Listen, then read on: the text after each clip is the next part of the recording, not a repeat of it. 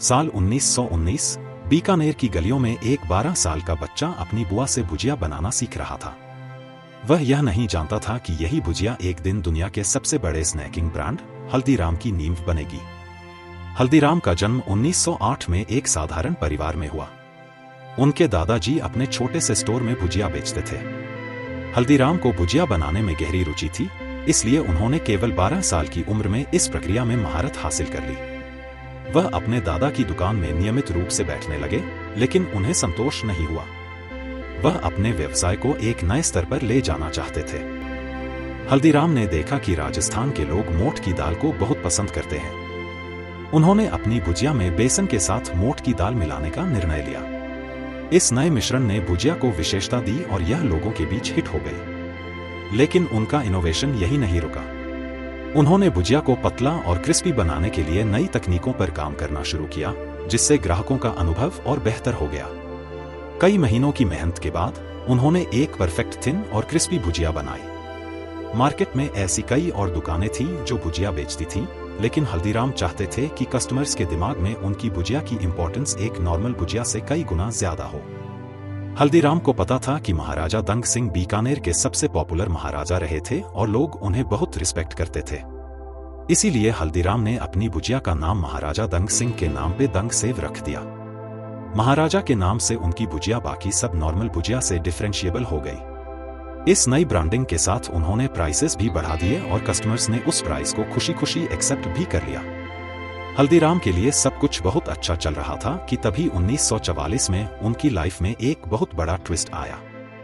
हल्दीराम और उसके भाइयों के बीच में रिलेशंस बिगड़ने लगे।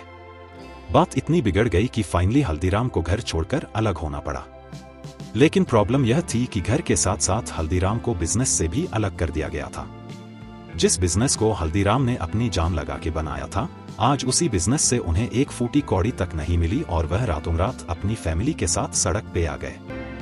उनकी वाइफ चंपा देवी काफी डिलीशियस मूंग दाल बनाती थी और बीकानेर के लोगों के लिए भी मूंग दाल एक स्टेपल डिश थी।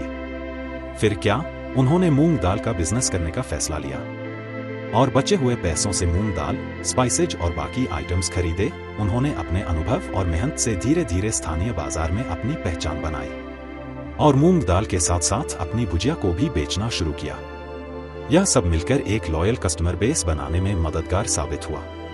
1955 में उन्होंने अपने छोटे बेटे रामेश्वर और पोते शिव किशन को कोलकाता में व्यवसाय स्थापित करने के लिए भेजा।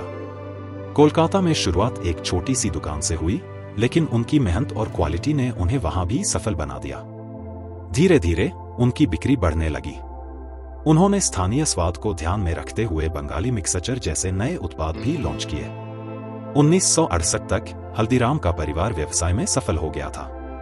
उनके बड़े बेटे मूलचंद बीकानेर का बिजनेस संभाल रहे थे, जबकि रामेश्वर कोलकाता में अपनी पहचान बना चुके थे।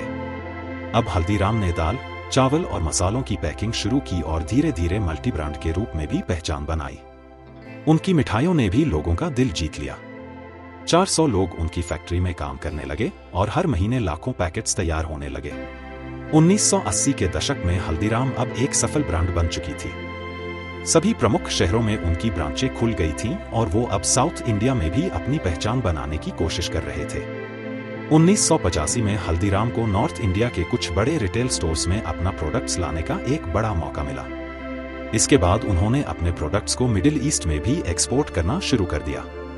अब हल्दीराम ने दूसरे कंट्रीज में भी अपनी जगह बना ली थी और 1990 के दशक तक उन्होंने फिर से एक नई फैक्ट्री का सेटअप किया, जो कि नोएडा में था। फिर आया 2000 का दशक, जिसमें हल्दीराम ने अपनी ब्रांडिंग को और भी एक्सपैंड किया।